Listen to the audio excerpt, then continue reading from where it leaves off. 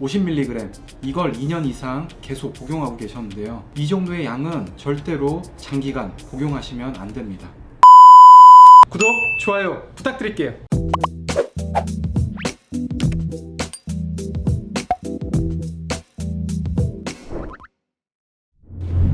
안녕하세요 팬 여러분, 페인랩입니다. 여러분 혹시 아르기닌, 마카, 아연, 레시피 등등을 들어본 적이 있으신가요? 요즘 젊은 20, 30대 남성 사이에서 정력에 좋다고 하는 이 4가지를 루틴으로 복용하시는 분들이 많다고 합니다. 각종 커뮤니티는 물론 제 환자분들 중에서도 쉽게 찾아볼 수 있었습니다. 예전에는 남대문 상가에 가야 겨우 구할 수 있었던 영양제가 최근에는 영양제의 보급 및 해외 직구가 쉬워짐으로 인해 종합 비타민이나 마카, 아르기닌, 아연, 보충제를 쉽게 구입할 수 있게 됐습니다. 물론 약보다는 보조제의 용도로 말이죠. 처음에는 왜 이렇게 많이 드시는지를 몰랐는데요. 제 환자분에게 직접 물어봤습니다. 왜 이 보조제를 드시냐고요. 그랬더니 커뮤니티에 정력 증가로 돌고 있는 꿀팁이라고 말씀하시더군요. 오늘 주제는 아연에 대해서 말하고자 합니다. 보통 아연의 1일 권장량은 10에서 20mg이고 성인 남성의 아연 권장 섭취량은 10mg입니다. 또한 상한 섭취량은 35mg입니다. 여성의 경우는 권장 섭취량이 8mg이고요. 문제는 이 아연을 과다 섭취하게 되면 설사나 구토, 어지럼 증상의 부작용을 얻을 수가 있습니다. 또한 오랜 기간 동안에 광이 섭취 시 좌골신경통이 생길 수도 있다고 합니다. 그 외에도 면역기능 저하나 상처 회복의 지연, 시각, 미각 등의 기능 감퇴가 올 수도 있습니다. 기전이 100% 정확하진 않지만 아연 섭취 시 칼륨의 농도가 상대적으로 부족해지게 되어 신경통을 유발한다는 이야기가 있습니다. 왜 이 말씀을 드리냐면 병원에 2년 동안 좌골신경통으로 오신 30대 건장한 남성분이 계셨습니다. MRI, CT상으로는 당연히 정상으로 나오고 신경차단해도 도저히 안 돼서 저에게 오시게 되었습니다. 저한테 치료를 하실 때는 괜찮아지셨다가 시간 지나면 또 재발하고 치료하면 괜찮다가 또 재발하고 이걸 최근 2년까지 계속 반복했습니다. 서로 지치게 되죠. 운동도 잘 안 한다고 하시고 무리할 만한 것도 전혀 없는데 이상하다고 하는 겁니다.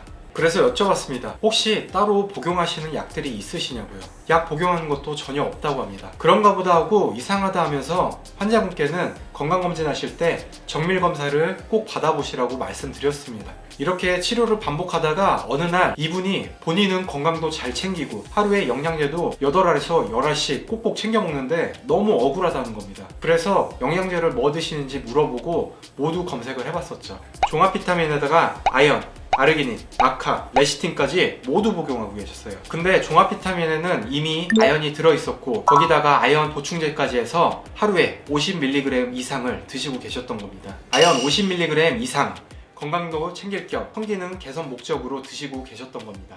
아까 아연이 좌골신경통을 유발할 수 있다고 말씀드렸죠. 그래서 치료하고 증상이 호전되면 3개월 동안 복용하지 말라고 했습니다. 저도 긴가민가 했습니다만 최근에 전화를 드려보니 아직까지 전혀 문제없이 지낸다고 합니다. 치료하면서 제가 세세하게 질문하지 못했던 거가 맞습니다. 근데 제가 복용하는 약을 여쭤봤어도 환자분 본인은 약으로 생각하지 않고 영양제로 생각했기 때문에 이렇게 세세하게 질문하지 않으면 절대로 찾아내지 못하는 경우가 다반수입니다.